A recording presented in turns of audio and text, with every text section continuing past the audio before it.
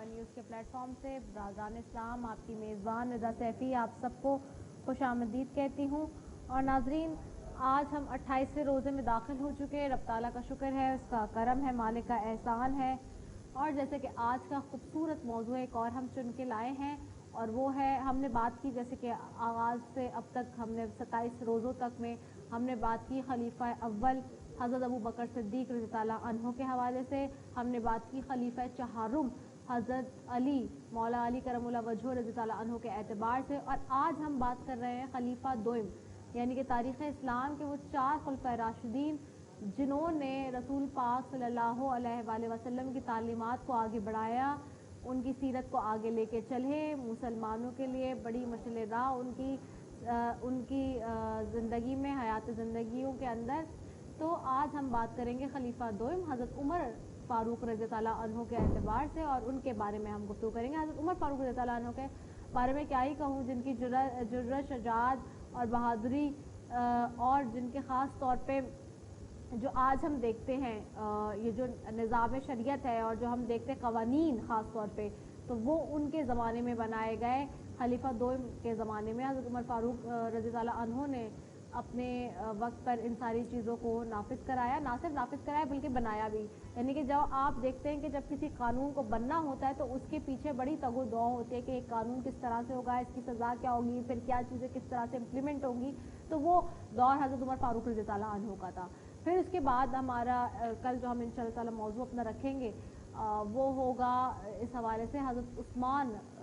رضی اللہ عنہ کے اعتبار سے ہم بات کریں گے۔ اور حضرت عثمان رضی اللہ عنہ کی بات کروں تو وہ خلیفہ تیسرے خلیفہ ہیں اور 4 خلفائے راشدین میں سے۔ تو آج ہم بات کریں گے اسی موضوع میں۔ علماء کرام اور میرے مہمان وغیرہ بھی موجود ہیں۔ نعت خواں سب سے پہلے میرے ساتھ بیٹھی ہیں شازیہ انصاری ہیں، عقیدت ناز ہیں، ان کو خوش آمدید کہوں گی۔ عقیدت پہلے بھی ہو کے گئی ہیں، بہت شکریہ عقیدت کہ آپ یہاں بیٹھی ہیں، آپ کو میرے سلام۔ ساتھ ہی میرے ساتھ میرے علماء کرام بیٹھے، سب سے پہلے بیٹھے مفتی محمد زاہد تبریزی صاحب، بہت شکریہ مفتی صاحب کہ آپ تشریف لے کر آئے۔ ساتھ بیٹھے غلام غوث مدنی صاحب، علامہ غلام غوث مدنی صاحب بیٹھے ہیں، آپ کا بھی بہت شکریہ علامہ صاحب کہ آپ یہاں پر آئے۔ ساتھ ہی میرے ساتھ بیٹھی ہیں جی ایک مہمان بھی آئی ہیں، اور آج میرے لیے خاص طور پر آئی ہیں،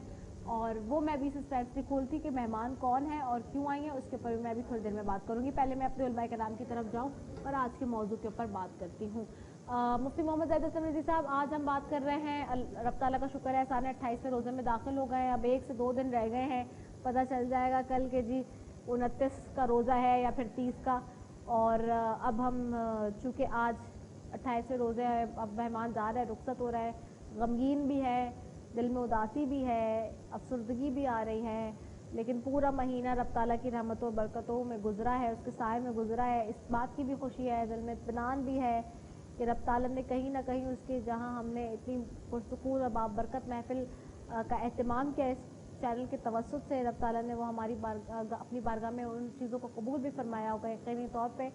آپ کی طرف آتی ہوں، آج کا موضوع انتہائی خوبصورت، پھر سے ہم آج اپنے دوئم خلیفہ کے بارے میں بات کر رہے ہیں۔ 4 خلفائے راشدین میں سے 2 پہ ہم بات کر چکے ہیں، 2 رہ گئے تھے، تو میں نے کہا آج ہم اسی پہ بات کرتے ہیں۔ حضرت عمر فاروق رضی اللہ عنہ کے اوپر ہم بات کر رہے ہیں، اور جیسے کہ میں نے آغاز میں کچھ ان کی جو شخصیت ہے اس کے کچھ پہلوؤں کے اوپر میں نے بات کی، میں چاہوں گی کہ اس حوالے سے آپ بھی پہلے تو حضرت عمر فاروق رضی اللہ عنہ کا کیا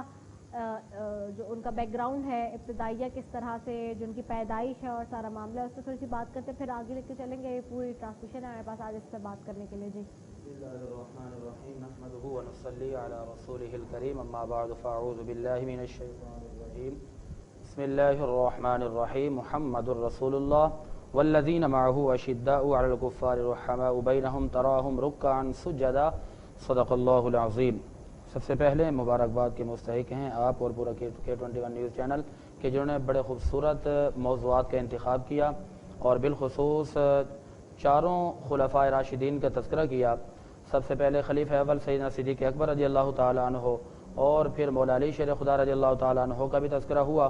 اور آج ہم نے جس ہستی کو موضوع سخن بنایا ہے وہ حضرت عمر فاروق رضی اللہ تعالیٰ عنہ کی ذات بابرکت ہیں۔ اور حضرت عمر فاروق رضی اللہ تعالیٰ عنہ یہ میرے آقا کی مراد بھی ہیں، میرے آقا کی مرید بھی ہیں، یعنی میرے آقا کی مراد یہ کہ حضور اللہ کی بارگاہ میں دعائیں مانگتے رہے کہ مالک لم یزل عمر فاروق رضی اللہ تعالی عنہ کے ہاتھ سے دین اسلام کو بلندیاں عطا فرما۔ تو حضرت عمر فاروق رضی اللہ تعالی عنہ ابتدائی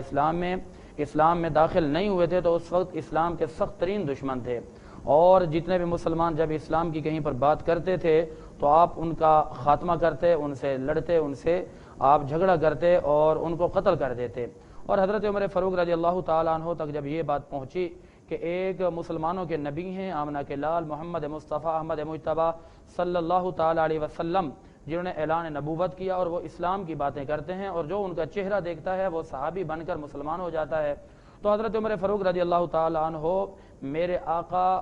سرور کونین علیہ السلام کے مقابلے کے لیے، خاتمے کے لیے وہاں سے نکلے کہ میں جاتا ہوں اور میں دیکھتا ہوں کہ وہ کون ہیں کہ جن کو دیکھ کر لوگ مسلمان ہو جاتے ہیں۔ جب دربار نبوی میں وہ آنے لگے تو صحابہ نے آ کر عرض کی، یا رسول اللہ یہ عمر آ رہا ہے اور یہ اسلام کا سخت ترین دشمن ہے اور یہ آپ کا بھی دشمن ہے۔ میرے آقا نے نظر رحمت اٹھائی اور فرمایا کہ آج عمر کو آنے دو، آج عمر خود نہیں آیا بلکہ ہم نے بلایا ہے۔ اور حضرت عمر فاروق رضی اللہ تعالی عنہ جب آئے، حضور علیہ السلام نے اپنی نظر رحمت اٹھا کر دیکھی تو حضرت عمر فاروق رضی اللہ تعالی عنہ میرے آقا کے قدموں میں گر جاتے ہیں اور کہتے ہیں کہ جس مسلمانوں کے نبی کا چہرہ اتنا نورانی ہے اس کی باتیں کتنی نورانی ہوں گی، اور جس نبی کی شان اتنی ہے اس نبی کا خدا کتنی عظمت والا ہوگا، اور جس دین کے نبی کی اتنی شان و شوکت ہے کہ چہرہ دیکھ کر مجھے خدا یاد آ گیا، تو اس نبی کے دین اسلام کی کتنی فضیلت ہوگی۔ تو وہ جو ہے کلمہ پڑھتے ہیں، مسلمان ہوتے ہیں، اور وہ جو ہے نا حضور علیہ السلام کی مراد کیسے ہیں کہ حضور علیہ السلام نے اللہ کی بارگاہ میں عرض کی۔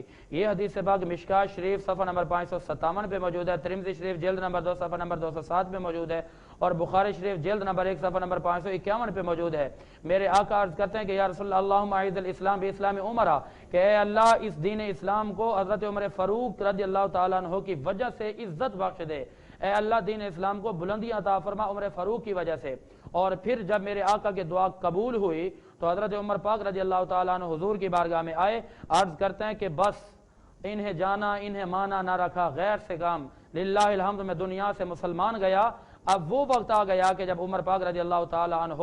اسلام قبول کرتے ہیں تو حضرت عمر پاک رضی اللہ تعالیٰ عنہ نے تلوار اٹھائی اور فرمایا خبردار جو دین اسلام پر بولے گا، دین اسلام کے خلاف باتیں کرے گا، عمر فاروق اس کا سر تن سے جدا کر دے گا، اور میں یہ نہیں دیکھوں گا کہ کون میرے سامنے ہے، اور بلکہ میں یہ دیکھوں گا کہ جو مصطفیٰ کا دشمن ہوگا اگرچہ وہ میرا رشتہ دار ہی کیوں نہیں ہوگا، میں اس کا سر تن سے جدا کر دوں گا۔ اب میرے آقا نے ان کے لیے ایک دعا مانگی تھی، ان اللہ جعل الحق علی لسان عمرہ، یہ حدیث پاک مشکاۃ شریف صفحہ 560 پہ موجود ہے، 558 پہ موجود ہے، ترمذی شریف جلد نمبر 2 صفحہ نمبر 207 اور 208 پہ موجود ہے، اور بخاری شریف میں موجود ہے، اور اس کے علاوہ ریاض النظر شریف کے اندر موجود ہے۔ حضور علیہ السلام نے دعا مانگی، اب ہوا کیا، میرے آقا کی دعا اس قدر قبول ہوئی کہ عمر فاروق رضی اللہ تعالیٰ عنہ جو زبان سے نکالتے تھے عرش کے رب اسے قرآن بنا دیتا تھا۔ یعنی کہ عمر فاروق رضی اللہ تعالیٰ عنہ خلیفہ دوم جو میرے آقا کے یار ہیں، میرے آقا کے دلدار ہیں، امت کے سردار ہیں، صحابہ کے امام ہیں، حضرت عمر فاروق رضی اللہ تعالیٰ عنہ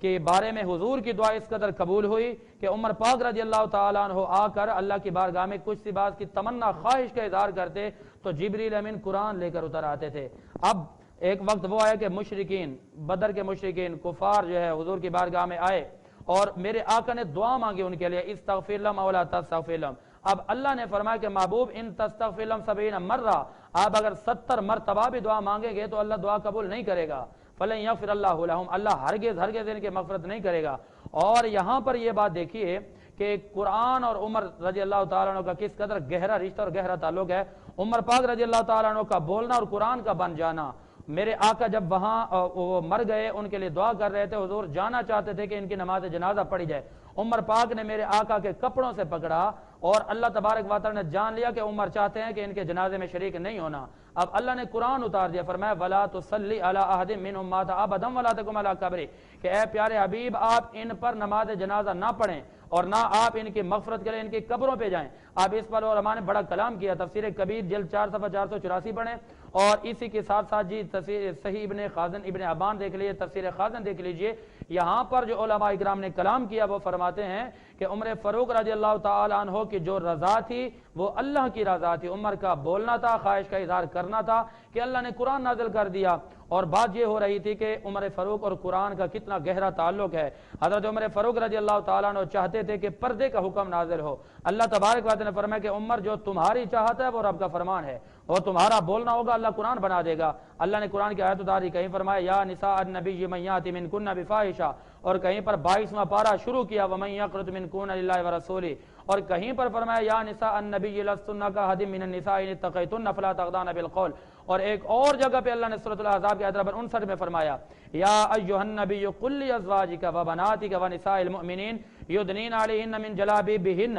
اے نبی کی بیویوں میرا عمر یہ چاہتا ہے کہ پردے کا حکم نازل ہو، اور فرمایا میرے عمر کی شان اتنی ہے کہ عمر خالی چاہت کا اظہار کرے گا، اور میں اللہ عمر کی چاہت کو بھی قرآن بنا دوں گا، اور عمر کے تصورات کو بھی قرآن بنا دوں گا، اور عمر کے تخیلات کو بھی قرآن بنا دوں گا۔ اب حضور علیہ الصلوۃ والسلام نے کیا فرمایا؟ حضور فرماتے ہیں کہ آنا نائم، میں سو رہا تھا، میں نے خواب میں دیکھا کہ میں کنویں پر ہوں، اور پھر آپ فرماتے ہیں کہ میں نے دیکھا کہ عمر پاک رضی اللہ تعالیٰ عنہ تشریف لائے، اور ان کے تشریف لانے سے کیا ہو کہ رش ہو گیا، لوگ پانی بھر بھر کر جا رہے ہیں۔ اور مختصراً بات یہ ہے کہ حضور فرماتے ہیں جب میں بیدار ہوا میں نے خواب میں عمر پاک کو دیکھا، حضور نے اٹھ کر فرمایا کہ جس ہستی کو میں نے خواب میں دیکھا ہے وہ عمر پاک کی ہستی ہے، یعنی جب عمر فاروق کا دور آئے گا تو لوگ دین میں فوج در فوج داخل ہو جائیں گے، اور جب عمر فاروق رضی اللہ تعالیٰ عنہ کا دور آئے گا، جب ان کا نظام آئے گا تو نظام مصطفیٰ بنے گا، اور جب ان کا دور حکومت آئے گا، دور خلافت آئے گا تو عین قرآن عین حدیث فیصلے ہو رہے ہوں گے۔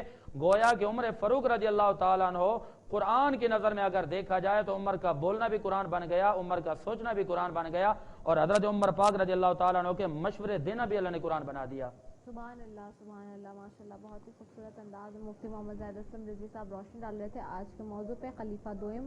حضرت عمر فاروق رضی اللہ عنہ کے حوالے سے آج ہم گفتگو کر رہے ہیں۔ فاروق اعظم جن کا لقب اور جن کا اسم عمر ہے خاص طور پہ، اور اس حوالے سے گفتگو ہو رہی ہے۔ میں جاؤں گی ہمارے ساتھ علامہ غلام غوث مدنی صاحب بیٹھے ہیں، علامہ غلام غوث مدنی صاحب آپ کی طرف کہ آپ بھی اس حوالے سے روشنی ڈالیں حضرت عمر فاروق رضی اللہ عنہ خلیفہ دوئم کے حوالے سے جس پہ ہم بات کر رہے ہیں۔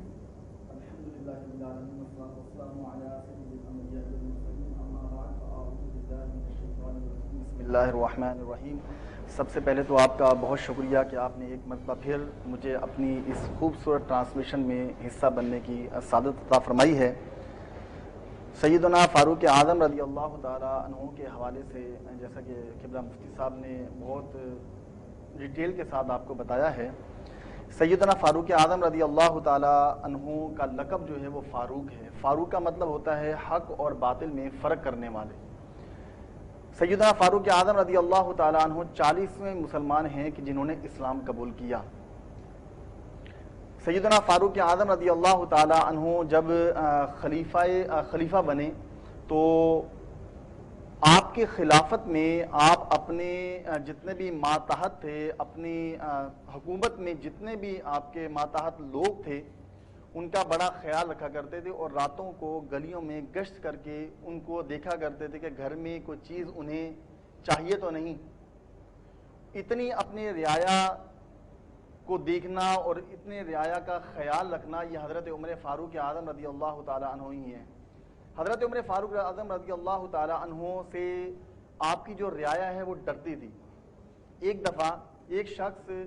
ہاتھ میں شراب کی بوتل لیے ہوئے آ رہا تھا، سیدنا فاروق اعظم رضی اللہ تعالیٰ عنہ گلی کا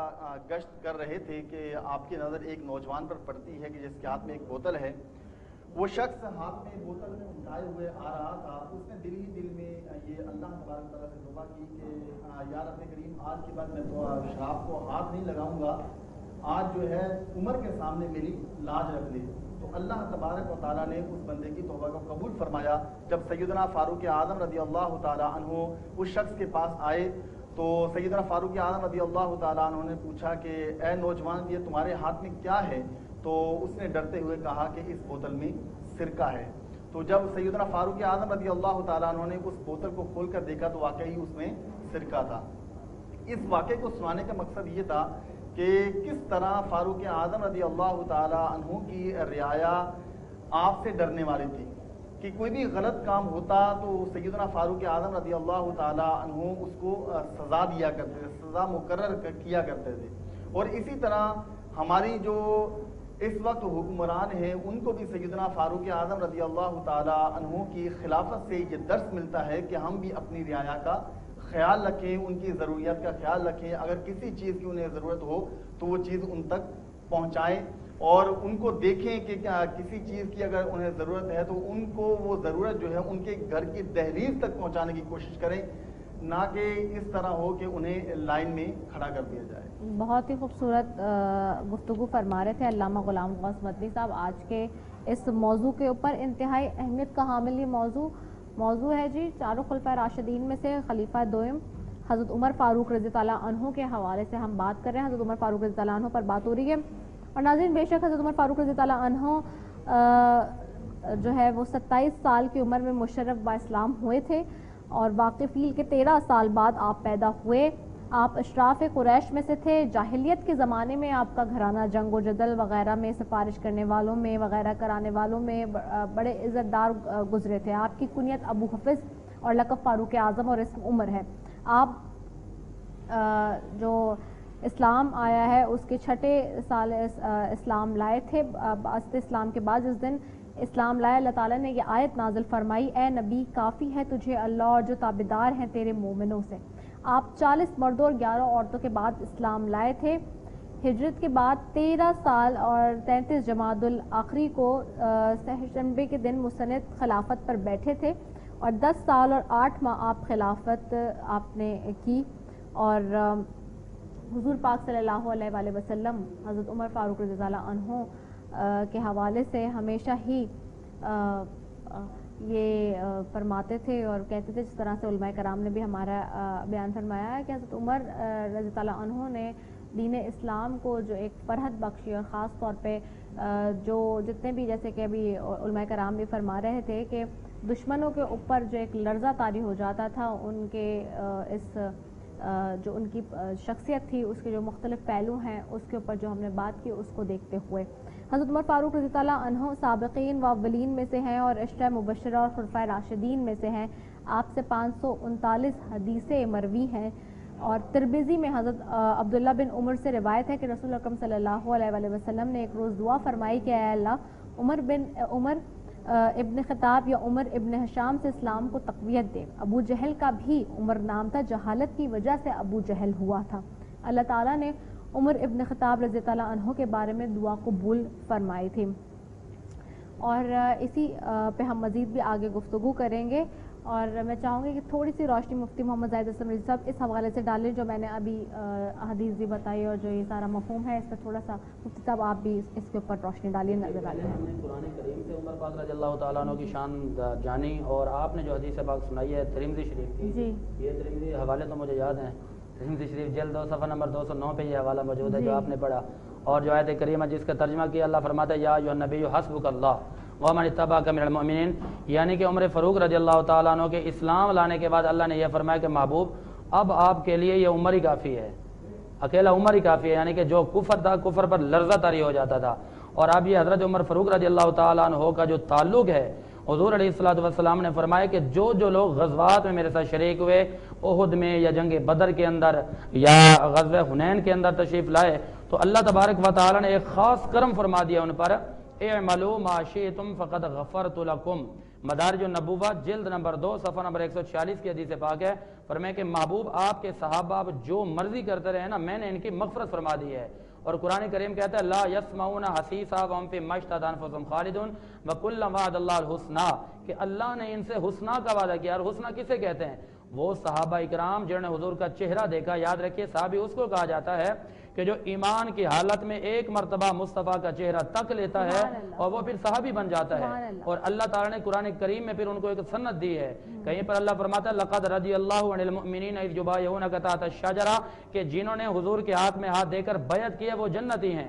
اور کہیں پر قرآن یہ کہتے ہیں التائبون العابدون الحامدون السائحون الراکعون الساجدون الآمرون بالمعروف والناہون عن المنکر والحافظون لحدود اللہ وبشر المؤمنین. قرآن یہ کہتا ہے کہ جنہوں نے اللہ کے احکامات کی تابعداری کی، اپنی جانیں قربان کی ہیں، اور جنہوں نے اسلام کی خاطر اپنا سب کچھ قربان کیا، فرمایا وہ مومن ہیں۔ اور پھر قرآن یہ کہتا ہے کہ جو مومن ہیں وہ جنتی ہیں۔ اور پھر اسی بات کی ترجمانی کرتے ہوئے علماء اکرام نے فرمایا کہ جن لوگوں کی شان اللہ نے قرآن کریم میں بیان کیا جی وہ مومن ہیں، اور انہوں نے جہاد کیا، وہ حضور کے ساتھ گئے، حضور کے اسلام کی خاطر، دین کی خاطر انہوں نے قربانیاں دی ہیں، تو کہیں پر میرے آقا فرماتے ہیں کہ عشرہ مبشرہ، یہ 10 صحابی ایسے ہیں جن کو حضور نے دنیا میں ہی فرما دیا جنتی ہیں۔ سب سے پہلے فرمایا ابو بکر فی الجنہ، پھر عمر فی الجنہ، عثمان فی الجنہ، علی فی الجنہ۔ فرمایا کہ یہ 4 خلیفہ کے نام تو پہلے بتا دے، فرمایا یہ چاروں جنتی ہیں، اور حضور نے فرمایا یہ چاروں میرے یار ہیں، میری آنکھوں کے ٹھنڈک ہیں، میرے دلدار ہیں۔ اور حضور علیہ السلام نے بخاری شریف کے اندر فرمایا، بخاری جلد 2 صفحہ نمبر 515 کی حدیث پاک ہے، ترمذی جلد 2 صفحہ نمبر 507 کی حدیث پاک ہے، اور یہی حدیث پاک جناب علی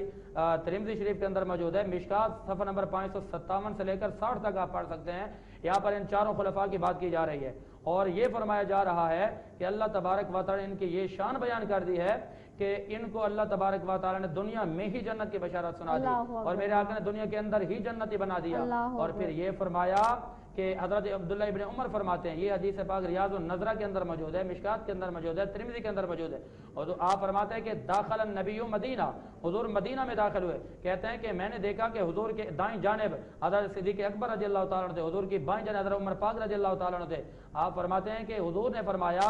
کہ ہاکذا نبعث یوم القیامہ، فرمایا کہ جس طرح آج مجھے دیکھ رہے ہو کہ میرے دائیں بائیں میرے یار میرے دلدار ہیں، اور فرمایا جس طرح آج دنیا کے اندر میرے ساتھ صدیق بھی ہیں، عمر بھی ہیں، اور فرمایا اسی طرح ہم قیامت کے دن بھی ایک ساتھ کھڑے ہوں گے۔ اور میرے آقا نے فرمایا جس طرح دنیا میں صدیق میرے دائیں جانب ہے، عمر میری بائیں جانب ہے، فرمایا جہاں مصطفیٰ کا روزہ ہوگا، مصطفیٰ کے روزے کے دائیں جانب صدیق اکبر کا مکان ہوگا، اور بائیں جانب عمر فاروق کا مکان ہوگا۔ اللہ اکبر، سبحان اللہ سبحان اللہ، کیا ہی شان ہے۔ خلیفہ دوئم پہ گفتگو ہو رہی ہے، حضرت عمر فاروق رضی اللہ عنہ پہ۔ اور ویسے کہ ناظرین میں نے کہا تھا کہ میری مہمان بھی آج یہاں پر آ رہی ہیں، ایک اور کون مہمان آئی ہیں ان سے بھی بات کرتے ہیں۔ سونیا منور ہے، IT ایکسپرٹ اور ڈیزائنر ہے، ان کو بھی خوش آمدید کہتی ہوں۔ بہت شکریہ سونیا،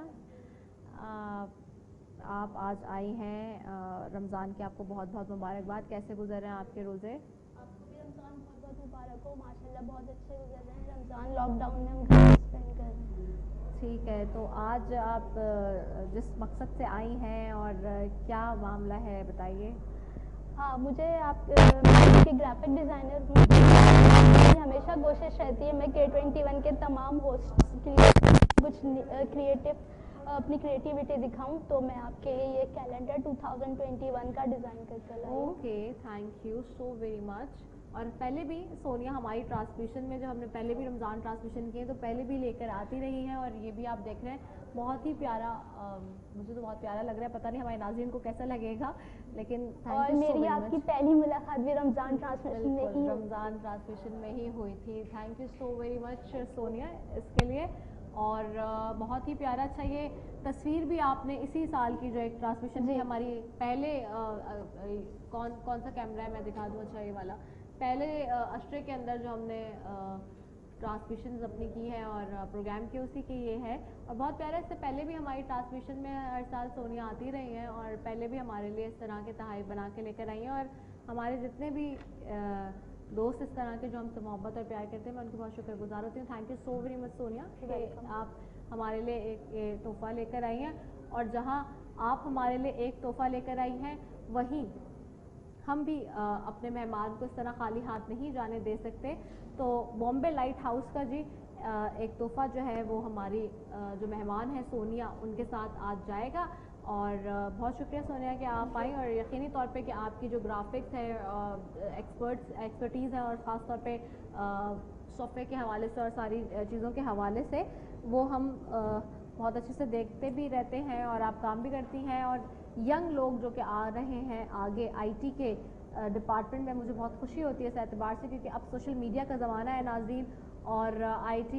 ایکسپرٹس آنا، اور اتنے ینگ میں جیسے کہ ہم عرفہ کریم ہمارا ایک بڑا چمکتا ستارہ، نام ابھی ایک اور بچی ہے ینگ جس نے IT میں تہلکہ مچایا ہے اور اس طرح کے جو ینگ بچے ہیں وہ اچھا کام کر رہے ہیں اور یہ دیکھ کے بڑی خوشی ہوتی ہے. آپ کچھ اور مزید کہیں گی سونیا؟ نہیں، تھینک یو ویری مچ آپ کا، آپ کی K21 ٹیم کا، جنہوں نے مجھے موقع دیا اپنی کریٹیوٹی آپ کے شو میں دکھانے کا. Thank you very much. Thank you Sonia. میرے ساتھ موجود ہیں عقیدت ناز. عقیدت کی طرف چلوں گی. عقیدت کون سا کلام آج تیار کر کر آئی ہیں؟ بارگاہ رسالت میں کون سا کلام پیش کریں گی؟ محترم المقام جناب صبی الدین صبی رحمانی صاحب کا لکھا ہوا خوبصورت کلام کوئی مثل مصطفیٰ کا کبھی تھا نہ ہے نہ ہوگا. پیش کیجیے. کوئی مثل مصطفیٰ کا، کوئی مثل مصطفیٰ کا کبھی تھا